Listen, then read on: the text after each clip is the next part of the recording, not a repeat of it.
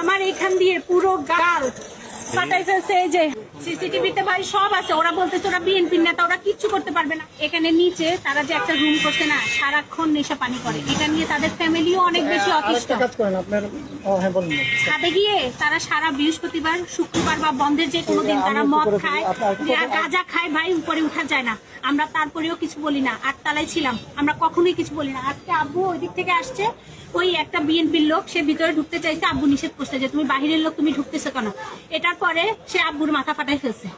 আমরা জানি না, আমরা মেয়েরা কেউ কিছু জানি না। উপর থেকে আমি আসছি, এসে শুধু জিজ্ঞেস করছি ভাইয়া কি হয়েছে।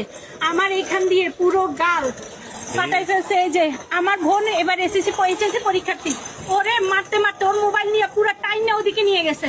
ভিডিও আছে, তারা বলতেছে সিসিটিভিতে সব আছে। সিসিটিভিতে ভাই সব আছে। ওরা বলতেছে ওরা বিএনপির নেতা, ওরা কিচ্ছু করতে পারবে না। আমার এখানে ওরা হাইসে হাইসে ছবি তুলতেছে, বলতেছে বাসায় যাই তোদেরকে দেখবো আমরা কি করি, কারণ তোরা 3টা মেয়ে, তোদের বাপের বিয়ে নাই। ওরা এগুলা নিয়ে যায় পারতেছে করতেছে। আমার বাপের আমরা এখন মাত্র হাসপাতালে নিছি। এটাই কি বিএনপির বিচার? জি, এটা ব্যবস্থা নেওয়া হবে ইনশাল্লাহ।